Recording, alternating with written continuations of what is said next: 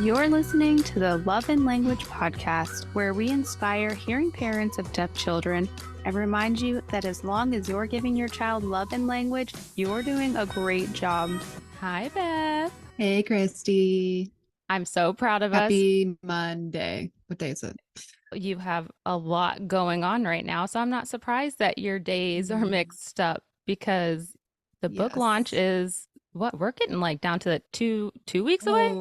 2.5. Yeah. So remind everybody real fast before we start the show about your book, because we're going to be talking about it and we're excited. Yeah, the ABCs of Inclusion. So little alphabet book for kids. Each letter is based on a real child with a different diagnosis. It comes out on World Down Syndrome Day, March 21st. So we are getting close. Yay!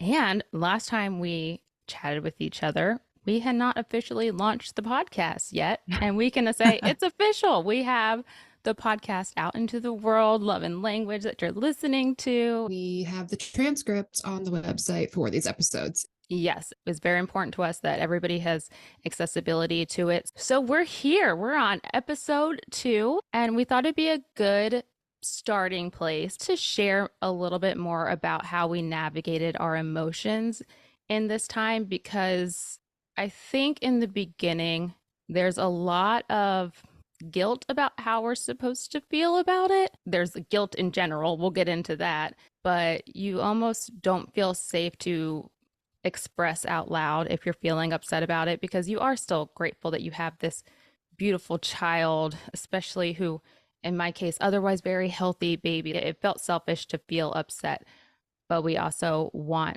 to be as real and honest and raw as possible, because everybody processes their emotions differently, and finding out that they have a kid with additional needs or something that they weren't expecting, like we talked about in the last episode.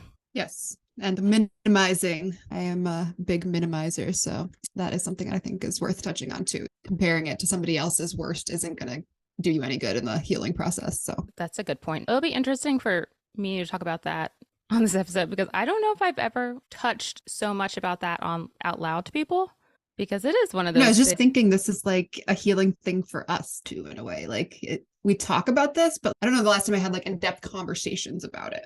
Yeah, that is true. I can say what I'm feeling, but to have a conversation about it is like a whole different scenario. Why don't you go first? Going back to that day always gets me. It feels blurry. Like I don't remember like super clearly everything that happened, but I also feel at the same time like parts of it are very vivid. And so it's something that I've often wished that I almost had more like documentation of, which is so easy to say in retrospect. I have 2 pictures from it, which I revisit often, obviously, but I wish I had those raw emotions in a format that I could look back at and be like, wow, like we've come so far, but also it's okay to feel this way. The main thing I think that I was feeling like when we actually got his diagnosis wasn't like shock or surprise, because like I touched on, like we had a pretty good idea going into that test what we were going to hear. No pun intended. The news we were going to receive. And so I think more than anything, it was just feeling like out of control. Not out of control, like I was spiraling, but more like I didn't know what to do. And I don't like not knowing what to do, like having like very logical action steps and lists. And like that's how I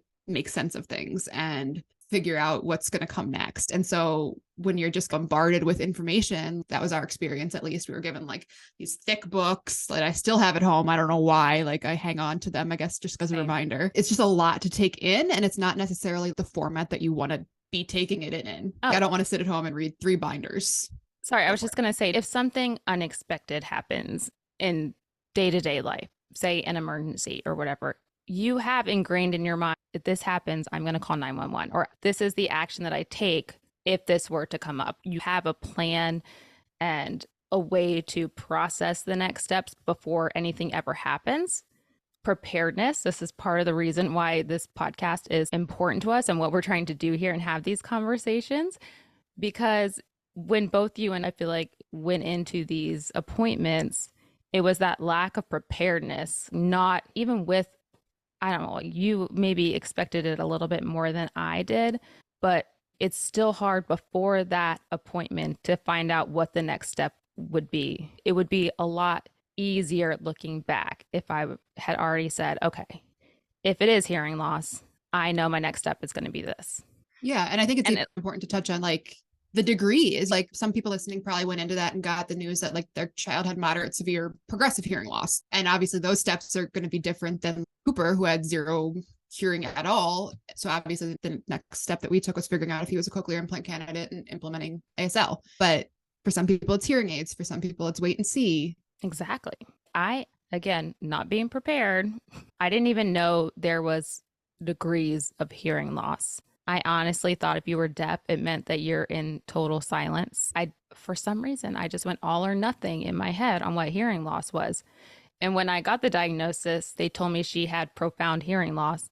And that was still confusing me. I was like, wait, does that mean she's deaf? What is profound hearing loss? Like, obviously, I could make sense of it now. But in the moment, no words were making sense. So then they don't tell you your child is deaf. Like you might expect it in before the appointment. It's funny you bring that up because, and I forget that I did this because now it's just so easy to say, but I refused to say deaf for the first like at least couple weeks. I don't know why.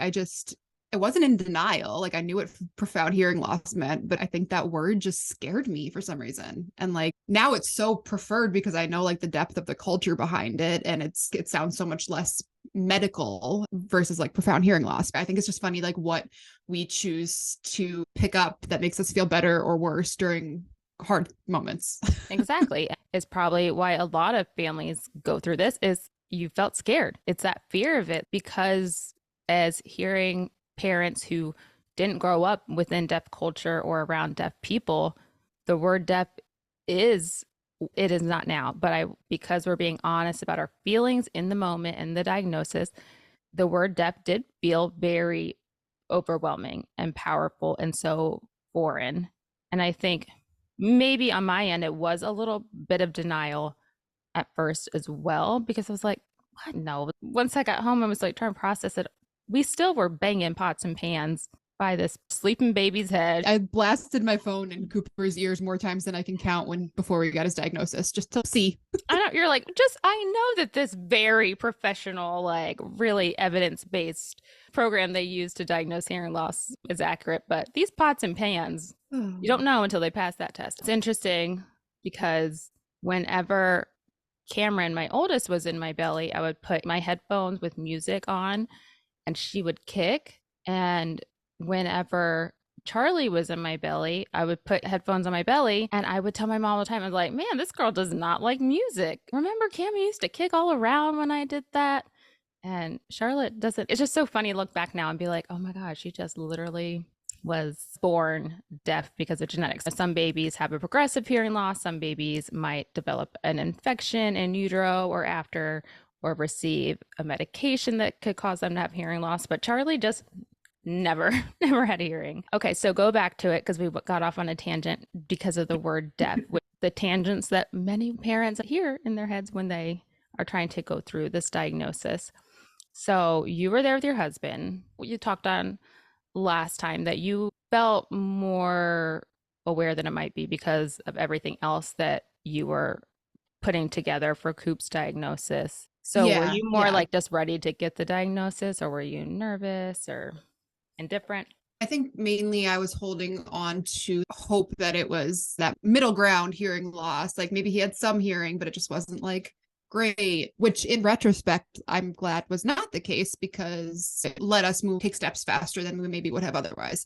But it's funny, like you don't know what you don't know. And so I think that more than anything was what I was holding on to. I knew what we were going to hear, like I said, in my mom gut. Doesn't mean that it wasn't hard. I think the way that they like put it when they came in the room was that they had no response, was the wording they used.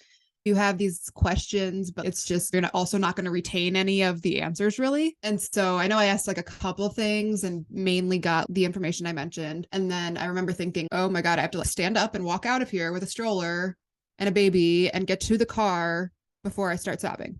For whatever reason, I just wanted to be poised about it. As soon as we got to the car, I just sat in the passenger seat with him and just sobbed, holding Cooper in my arms, sobbing. Don't even know what Brandon was doing at that point, honestly. What was his reaction in the appointment? The fact that I don't remember probably means his normal reaction, which is very just not nothing, but like I think he just always needs to be that, or thinks he needs to be that, to my like more all over the place demeanor. I think he was more just taking it in and maybe being the one better at listening at that point. But yeah, he said, I remember him sitting down like in the driver's seat, and I just was like, I just need to hold him and cry in the passenger seat right now. And we just need to sit in this parking garage. And that's what we did. And the other thing, I think I said this last week too, like we'd both driven there for whatever reason. And there was no way I was driving out of there. I don't know how you managed that. You said you drove after that. And like, I would have been like in this like funnel of not being able to see or hear anything around me. Still a state of shock. You also do what you have to do. Exactly. Everything else in motherhood, when somebody says, oh my gosh, how do you do this? Or how did you make through that with like deployments or whatever the case is? You just have to. So you just do what you got to do. You definitely find new strengths that you didn't know you had when you're dealing with so many things in life, but this specifically. Yeah. And it obviously speaks volumes to my own parents, but all I wanted at that point was them. Sure, I was 27 years old. You want who you want in moments like that. And I wanted my mom and I wanted my dad. I knew my mom would just let me feel what I feel, which she always has, and that my dad would have a very logical approach and just look back on like things that have happened in life and be like, remember when you felt this way and look where you are now. That's really what it was for me for the first couple of days, was just letting myself feel what I was feeling and cry a lot. That's always been the way that it's like I have to get it all out of me before I can take the next steps. At what point, or was there like a certain information you read, or did you talk to somebody in particular where you started to feel a shift, like with that more hope and less, okay, yeah, I'm ready to do this and do what we got to do? I think it was twofold. And I think last week I touched on a little bit that Brandon's got relatives who are deaf and use ASL primarily. So having a conversation with her, I think we were just talking like Facebook Messenger and realizing, okay, like either way, this is going to be fine. We can give him access to both of these things. That was really helpful. But then, and this is one of my like favorite stories, because it was one of those moments where you're just like, wow, like too many things lined up. And it was after his diagnosis, probably like a week or two. And I had an ankle surgery in the midst of all of this, because why not? But I was back in my hometown and one of my best friends had driven there with me. And we were walking into the clinic and the little boy in front of us had cochlear implants. I don't know if I just wouldn't have noticed them before, or I wouldn't have known what they were or whatever. And I like looked at Amanda and I pointed them out and I was, do I say something? Do I not? And like, I ended up not saying anything because I was there at the doctor. I don't know what they're doing. They don't know me. I probably would have started sobbing. And then this guy would have been like, okay. And so later that day, I was going through Facebook messages. And long story short, a friend from home actually had somebody to connect me with. And it ended up being this kid's mom. Oh my gosh. Because yeah. So when we started talking, I was like, this sounds really familiar. He's like the right age. He's like, there's not that many people in my hometown that this could be. And so it was really cool when that all aligned and we ended up having dinner with them. Oh. And I think that was a turning point for Brandon, maybe a little bit more than me, because at that point I had found you online and like I was the social media person, like today, where Brandon really isn't. And so I'd seen a lot more of this is what his future could look like. This is what happens. And Brandon, I think, was still in that unknown. And so to actually sit down and have dinner with their family and see this sassy 4-year-old talking and taking his ears off and, like seeing a little glimpse of our future, I think was helpful for both of us, but really, especially for Brandon. Oh, yeah. I think that the first time that, especially like we knew we were going to choose cochlear implants a little bit down the road. So the first time that you actually see a child in real life interacting with their cochlear implants on, it's just, oh my gosh, wow. Like it is like the most hopeful thing you can do. So that's why if anybody listening, if there are deaf communities, if there's Hands and Voices in your hometown, we have a families to families group where I'm from in Virginia. So seeing that little boy with the cochlears on his head and then talking to his family is like your first big moment of relief, you would say? Yeah. My first big moment of relief was finding your page. Just because that's really, I think you were like the first person on social media that I really came across that was like sharing about it. And the fact that, number one, that you answered me and just like acknowledged what I was feeling. I think from that, the really emotional couple days following the diagnosis, I think after that, I was just in information gathering mode. Like it made me feel good to have information. I used to work in journalism. Like I just like getting as much information as I could, learning what I could, figuring out what the next steps were. And I remember the first time early intervention came to our house when Coop was like 8 weeks old and they had all this information to give us. And by the end of it, the lady was like, can we just hire you to go to people's houses and talk to them? And it gives you that, you feel some sort of control over just like what you Yeah. can. And if you're paralyzed, like that's totally valid too. Everybody handles things differently. Exactly. Now, yeah, that's probably a good segue into what about you specifically in terms of after, because you weren't expecting it as much as we were, I don't think. No, we touched on in the introduction episode, I was not expecting a hearing loss diagnosis at all. And it's on me. I shouldn't say it's on me. See, this is me going back and blaming myself still. You had another child too. I think that Yeah, I did have a 21-month you old already. and this new baby trying to breastfeed with everything going on. I wasn't worried about it, and it wasn't my top priority list at the time. I was at a husband who was about to deploy. There was a lot going on even before having her. I'm trying to think like what was my biggest fear or biggest worry? I don't know. I was just so happy anyhow. Like so happy. Like I know everybody reacts to postpartum period differently, but I get like that crazy euphoria for the first couple of weeks. So I wasn't nervous going into it. I wasn't scared. I had literally was just going in there on my high. It almost felt like I got the wind knocked out of me. Like you just hit a home run and then you're sliding into first base and the first baseman hits you and then you're just down. It just so unexpected. I just thought we were just going to keep running the bases and make it home free. I was confused what profound hearing loss was. I just remember being like, wait, like I had to ask, are you saying that my baby's deaf? Because I was still trying to figure out what she was saying. I hadn't started crying yet.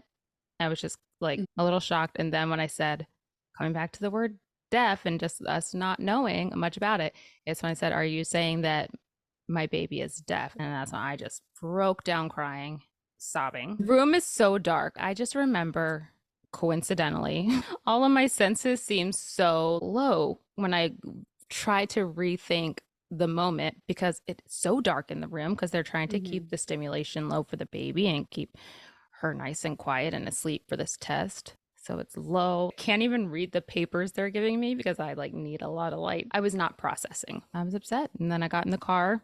Again, I don't remember anything they told me. I remember because, they show you the speech banana right away and showing me a jet and was like, Yep. this jet could take off next to your baby's head and she wouldn't hear it. And I was like, Ah. oh, wonderful. Okay. I just said that to somebody like 2 days ago because we were like literally the same word for word thing. And it's like, oh. Yeah. So like to into perspective. It really does. Now Cooper can hear an airplane a mile away. And I'm like, what? Isn't it wild? Everything.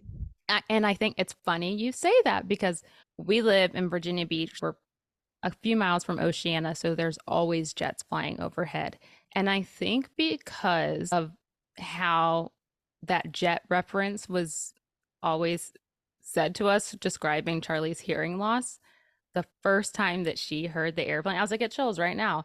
Because the first time she heard the airplane, I was like, oh my gosh, it feels bigger than probably it would to anybody else. That probably is why it feels so big that first few times that she points out the airplanes. But I just got in my car. I called my husband and told him, and he was, like I said in the last episode, he was just very confused, and I was crying so hard that he couldn't really fully understand. And it's about 45-minute drive home.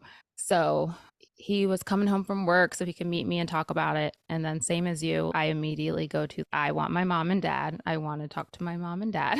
So they're always my next call. I just feel for people who don't have a good support system because there are so many people who have to navigate this and much more without a steady hand to hold or without just somebody who can listen to them. It's easy to get in our own little worlds with our problems being, again, look, the minimizing thing, but truly having a support system through this is what makes the difference. That's why we want to build this here. There's a Facebook group, Parents of Children with Cochlear Implants. Yes. Are you in that? Oh, that's like my number one resource for anything. I use that search box thing I find out at an appointment. I'm just typing it in to see if anybody else has gone through it. And so I would say when I came home, I can remember putting Charlotte in her rock and play before they were recalled. That's when my husband got home and he was crying too. Like we were both crying and just looking at her because in the moment we thought, like our immediate thought, not knowing any better, was that somehow she would be missing out on something in life or she wouldn't like full fulfillment of music and just we thought something Yeah. was going to be taken away to not make her life as fulfilled as we expected or hoped, which now, of course, looking back, could not be further from the truth.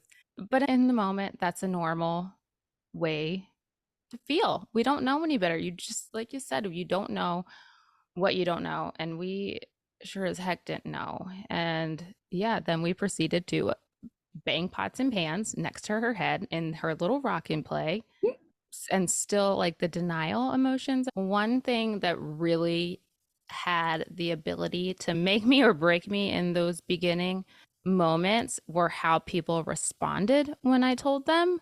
So I was very nervous about sharing with people at all. I don't know why. I was very guarded with the information and kept it private for longer than I keep most things private, I think. But I just wanted to know more about it before I share with people because it's hard when I'm like trying to predict what questions somebody's going to ask.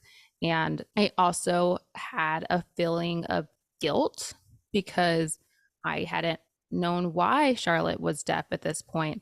So I didn't know that her genetic code and just how she was born to be. One very big feeling I had was that guilt and feeling to blame for her.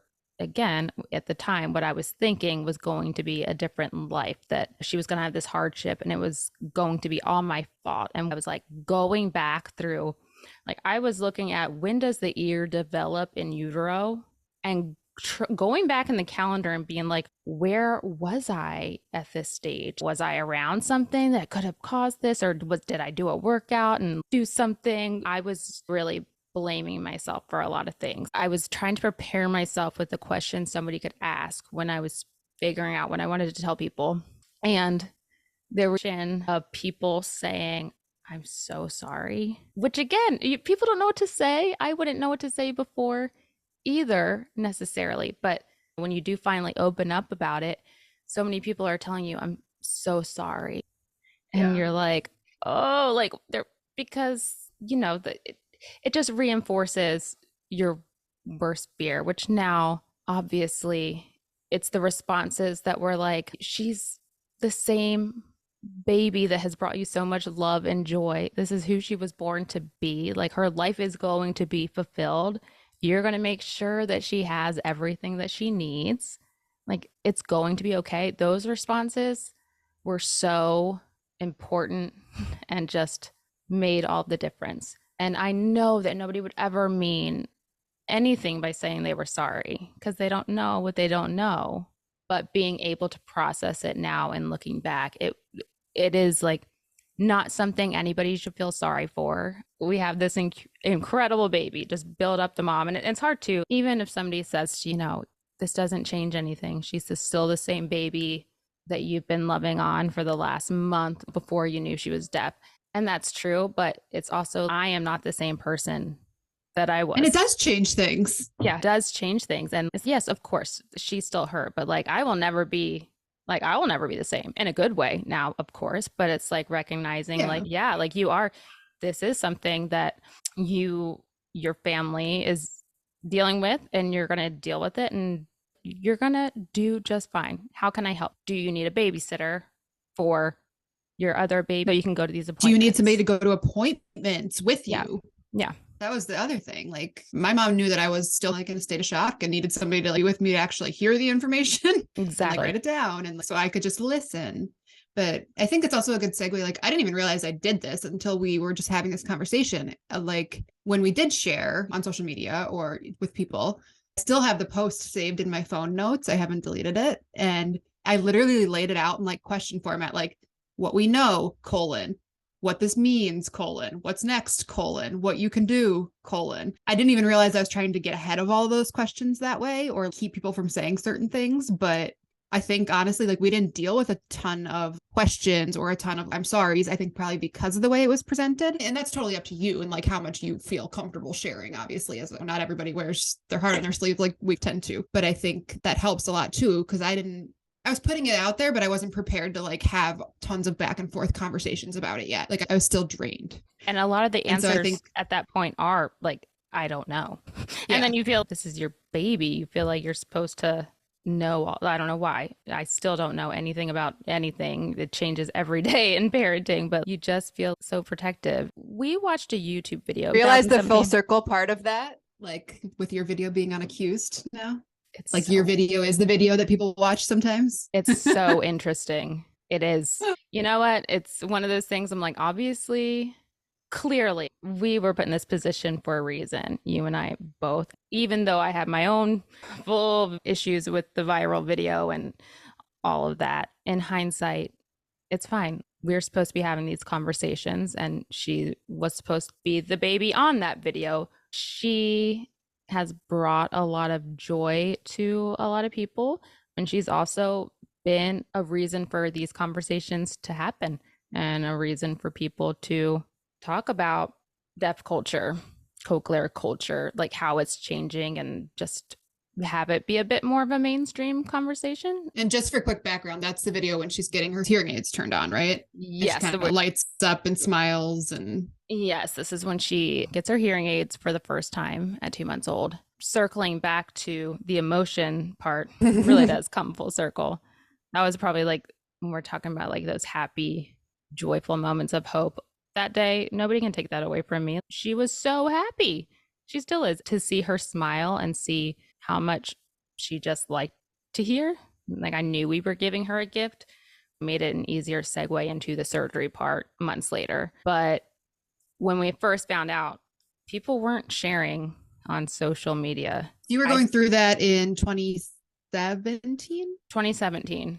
And I'm like looking back, the only person sharing, which I found her later, is that girl Lucy from the UK who has a little boy.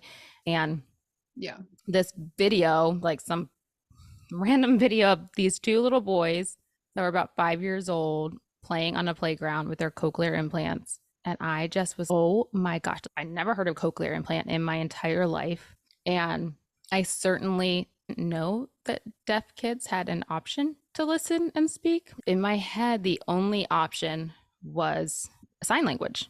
I didn't even know there was another one. So I think that's important too, because I feel like sometimes when people are having open conversations with me with different beliefs, they think that our audiologist like pushes this on us. Yes. When I'm like, no, like I don't even know if they brought up the word cochlear. Nobody ever pushed anything on us. There's people who do, but that's Yeah, not I everybody's mean- experience. But I was thinking as you were saying that too about, I assumed American Sign Language. So I was like, oh, they must not have pushed it on you. Like I still jumped to that too, even though it didn't happen to us. Yeah, I feel, again, I don't remember what information they gave us, and that's on me, but nobody pushed it on us. We saw that video, and I knew that I wanted to ask about it and find out more because it was so amazing to see those boys on the playground. And that's when I went onto the group on Facebook. It's parents of children with cochlear implants. And again, to speak to the fact that people weren't sharing about this stuff, and this group is private. You can't just get into it. So I had to wait to I had to answer questions. I didn't even fully know the answers to the questions yet to get into the group. But that group changed my life because that was the first time I could see pictures and videos of kids with cochlear implants or hearing aids and moving forward. And they're not an ASL heavy one. Of course, I definitely looked into a lot of ASL deaf culture resources equally as much, but of just being honest of what was giving me a lot of hope and excitement was that I didn't know hearing technology existed.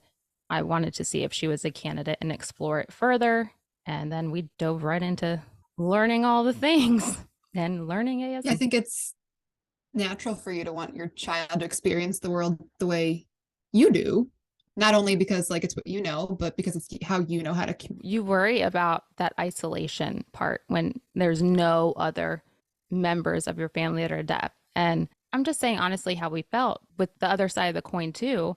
Big D deaf families celebrate when they find out their child can't hear in a lot of cases. We're not celebrating one or the other. I was getting excited about the hope that she wouldn't have to feel isolated growing up in our family, which obviously we would never allow that to happen. We wanted to explore all the options, and I'm glad we did. It's not like we wanted to seek an easier path for her. It's not an easier path that we were seeking. Emotion wise, it's still a spectrum. Even being here 5 years later, I still dance around how I say that these things because I'm 100% sure, I'm 100% confident in the choice we made for our family, but I can't be 100% sure what Charlie is going to want to do and when she's an adult, or how she'll want to communicate, or how she'll want to choose to or to choose not to immerse herself in the culture. I can't make those decisions for her,